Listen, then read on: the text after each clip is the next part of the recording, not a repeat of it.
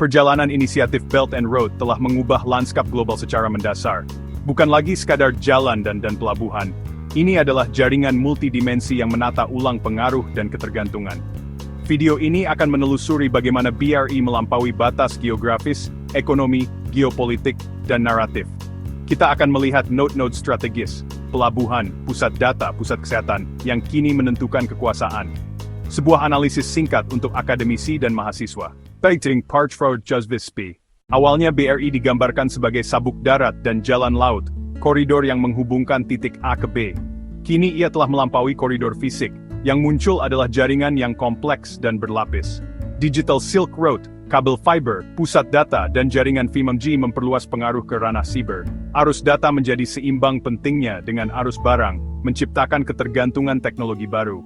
Health Silk Road, sejak pandemi, diplomasi medis, vaksin, APD, pembangunan rumah sakit, menjadi bagian strategi konektivitas. Ini memperluas arti konektivitas hingga ketahanan kesehatan global. Kekuasaan kini terletak pada kontrol atas node kritis, pelabuhan, hub data, pusat logistik vaksin. Pengaruh di jaringan berarti mengendalikan titik-titik yang menghubungkan sistem global.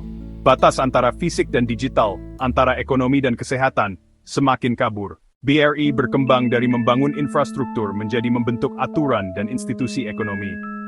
Internasionalisasi yuan.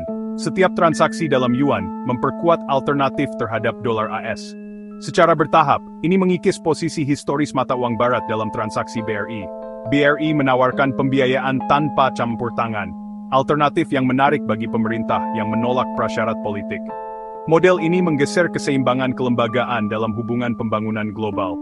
Standar teknis, dari rel kereta hingga protokol IoT menjadi medan persaingan.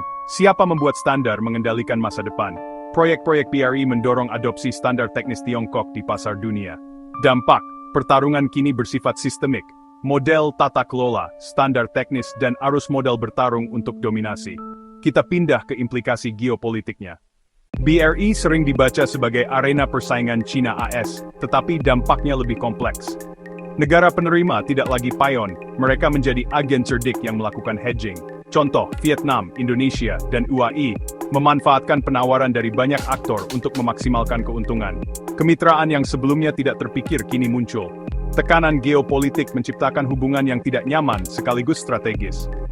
Negara-negara GCC memandang China sebagai mitra strategis alternatif dalam beberapa dimensi.